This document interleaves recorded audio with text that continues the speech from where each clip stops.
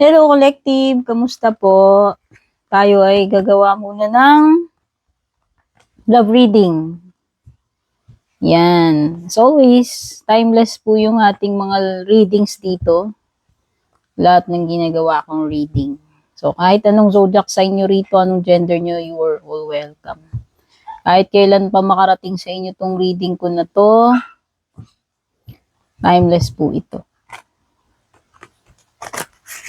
Thank you sa iyong time para manood ng reading ko bago ka man dito or matagal na. And if you're new, please consider to subscribe or follow sa aking channel or page. Malaking tulong po yan kung gusto niyo po akong suportahan. And thank you sa mga nakaka-appreciate ng mga readings ko, mga generous star senders natin, channel members, and page subscribers. Check natin ano yung energy right now. This person on your mind. Okay, ito yung aking person on your mind. Si person on your mind, kamusta siya ngayon? Ano ngayon yung energies ni person on your mind? Ano man ang ugnayan ninyo or label ninyo nitong person on your mind?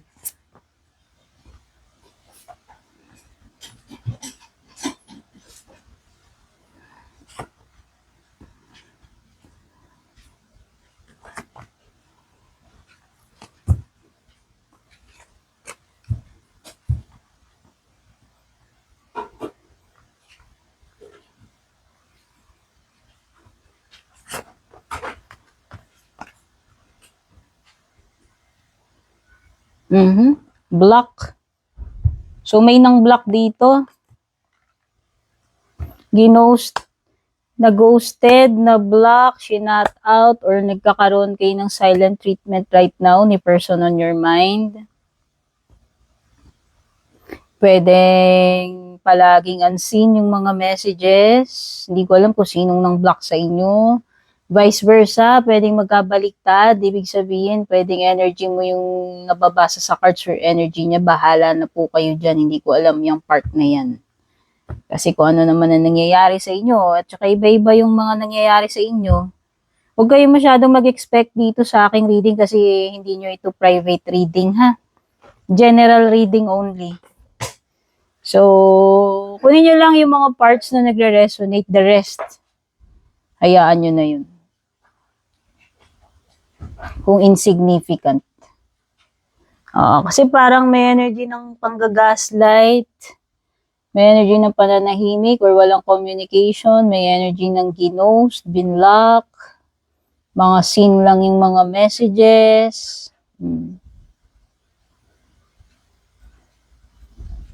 Parang ano to itong ganitong pattern sa'yo or sa relationship nyo is naging paulit-ulit na siya. So parang loop, being stuck in a loop ng paulit-ulit na ganitong klaseng cycle. No?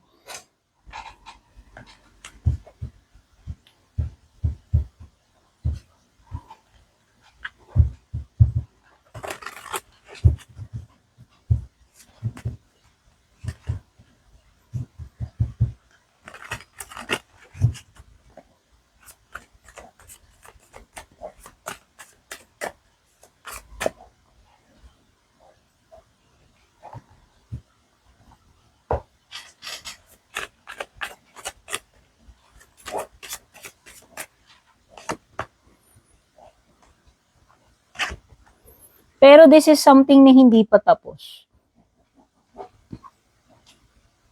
Hindi pa tapos. Parang nakabitin lang kayo this moment Itong nangyayari na ito sa inyo is parang hindi pa siya, wala pang finality ito.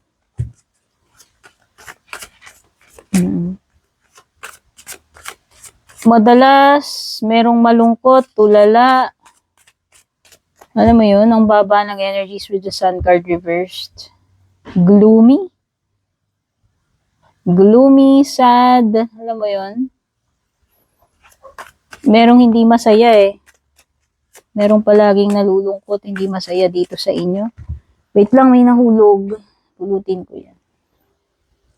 Sino to? Si King of Pentacles reversed. Air, earth sign. Pwedeng may air, may earth dito sa mga baraha.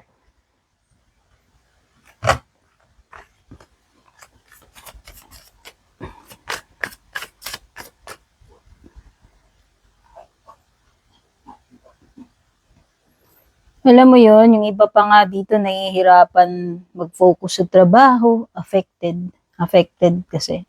Affected kasi ng emotions eh. Ayan o. Parang, actually, parang sad, depressed energy. Tapos may energy din ng parang walang walang katahimikan, isip ng isip.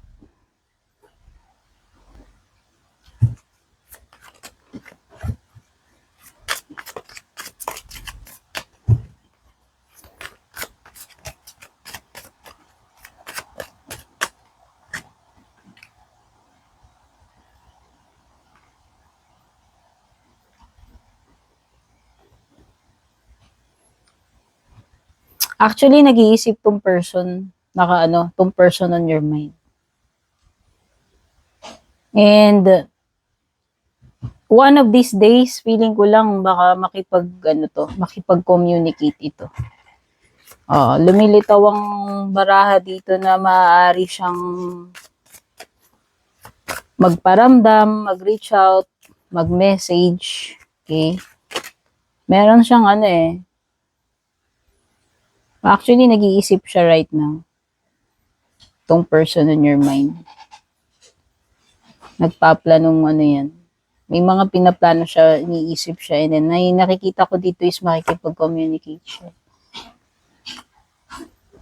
Sa ngayon kasi parang wala siyang wala siyang gana or walang confidence na makipag-usap. Pero ang nakikita ko dyan is nag-iisip siya. Actually, naiisip niya yung tungkol sa inyo, naiisip ka rin na itong person na to, and hindi rin naman siya happy with the Sun card reverse. So, nakikita ko rito, magko-communicate din kayo nitong person na ito.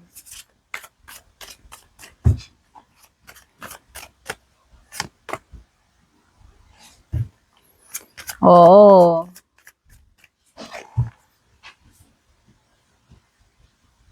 Tama, magre-reconnect ito. Five of Swords reversed.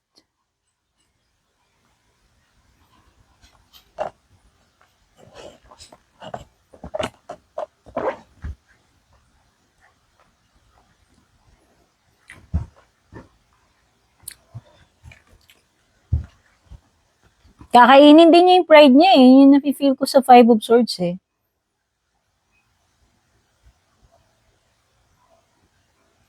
Kakainin din niya yung pride niya. And makikipag-usap din yan sa'yo. Eventually.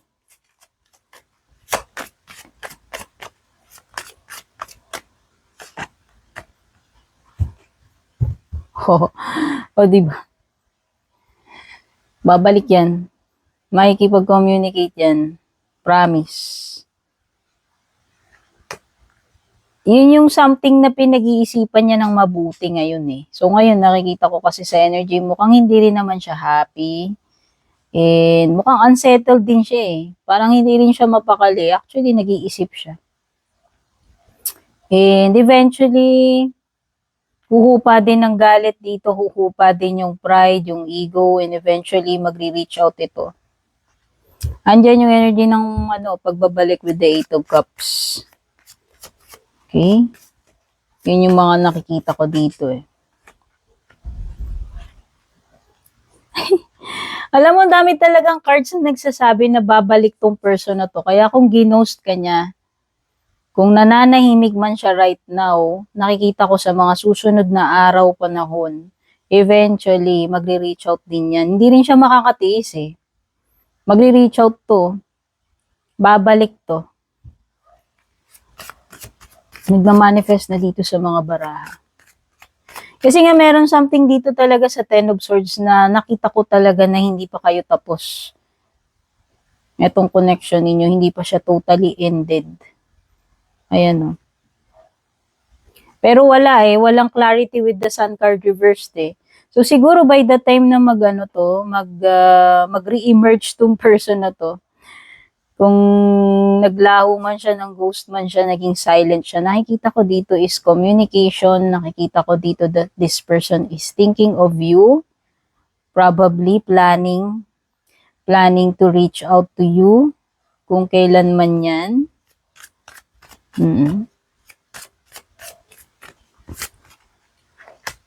So, hindi pa ito closed chapter. Hindi pa tapos to. Star card reversed.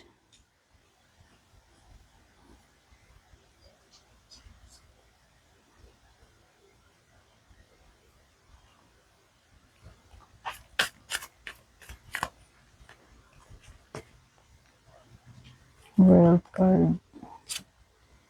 Six of Swords. O, diba? Babalik siya Yan na naman, Six of Swords. Ace.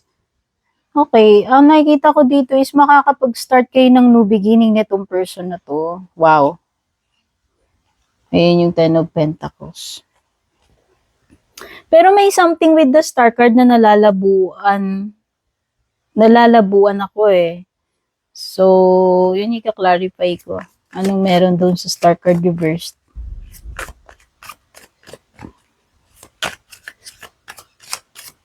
Parang hindi rin siya ganun ka-sure kung ano yung mga mangyayari sa inyo sa susunod. Yun ang feeling ko sa Star card reversed. Pero nandun yung plans niya nandun yung iniisip niya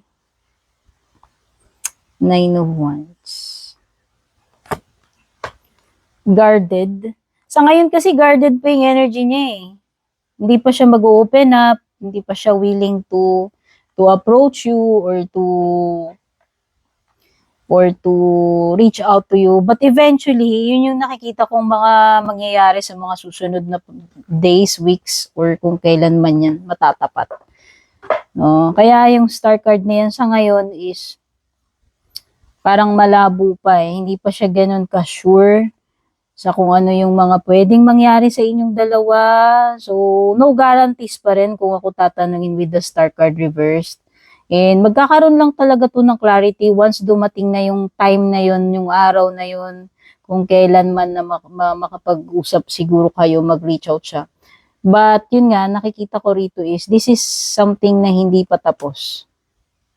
Kaya kung ano man yung nangyayari sa inyo ngayon, hindi man kayo nag-uusap, or ginost ka man niya, nakikita ko na magre-reconnect pa rin itong person na to sa'yo But the possibility of happy ending or sabihin nating ewan ko kung nag-break up kayo, hindi ko pa ma-reassure yun since baliktad ang Sun card and Star card. Parang naghihintay lang ng perfect timing tong person na to with the Nine of Wands. Right now, guarded pa rin yung energy niya.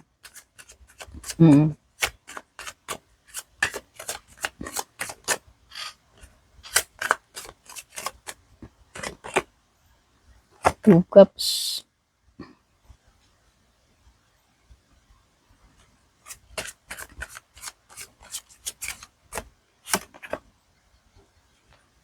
Oo. May pagbabalik talaga, promise, with the Four of Wands.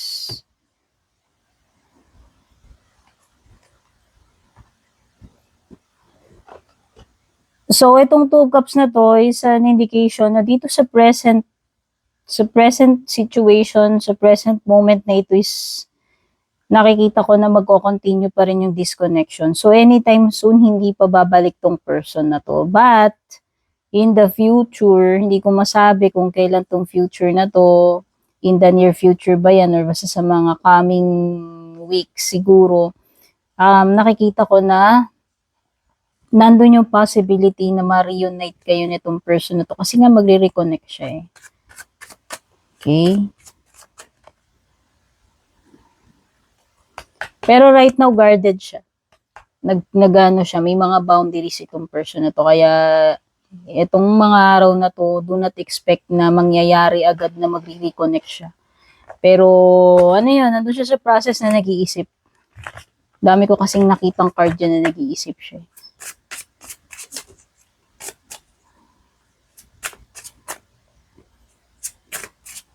Gagawitin natin ito. Mga barahan natin ito si Druidic Tarot sa mga curious. Tapos ito si The Witch's Garden Tarot. Itong green. Ito yung mga ginamit ko dyan. So, tingnan pa natin ano pa yung energies.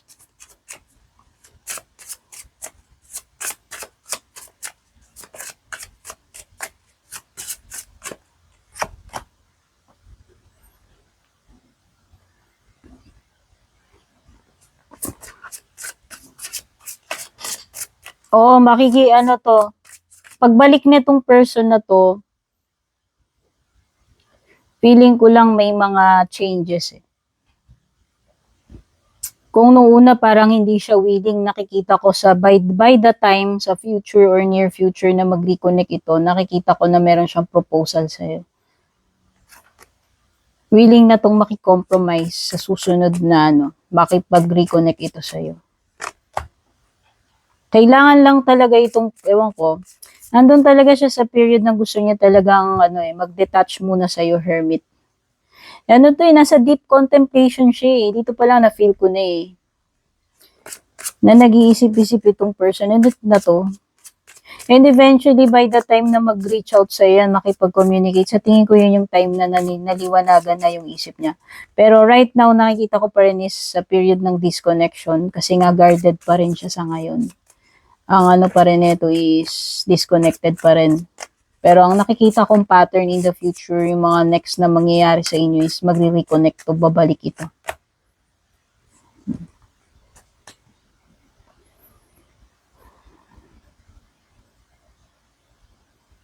Ayan puro card ng pag-iisip yan si Four of Cups. Nandun siya sa matinding nandun siya sa stage ng gusto niya muna to be left alone, dumitouch muna sa'yo, and magkaroon siya hanggat magkaroon siya ng clarity kasi meron siyang something dito na pinag-iisipan niya ng mabuti.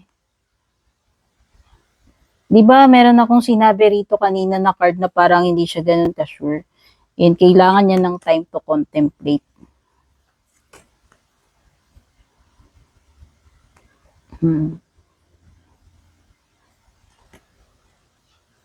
Ang problema talaga dito sa person mo, andun talaga yung lack of commitment niya eh. Ayan lumitaw sa full card. Pero hayaan mo lang mag-unfold yung mga bagay-bagay kasi ito talagang kinakapitan ko dyan eh. Nakita ko yung world card kanina. Lumitaw sa bottom ng deck na hindi pa kayo talaga tapos. Ayan. Indication na ito ay unfinished chapter pa rin. And nafe-feel ko lang magkakaroon kayo ng continuation nitong person na to in the future. Hindi ko masabi. Hindi ako nagpe-predict kung kailan mangyayari yan. Basta mangyayari na lang yan na nakikita ko na marireunite ka ulit with this person. Okay, so yung mga signs na napipick up ko rito. Actually, ang daming... Ito, sa mga major cards, kung titignan natin yung major cards, pwedeng may Aquarius, pwedeng may Virgo rito, star card is Aquarius. Meron pa bang mga major cards dyan? So, yun yung mga major cards, but majority, actually, may sun card could be also Leo. Halos nandito kasi lahat ng elements eh. May fire, may earth. Pero yun yung mga major cards na lang yung pick upin ko. So, mga major, si Virgo, si Aquarius, si Leo. Okay? Thank you so much for watching, babush.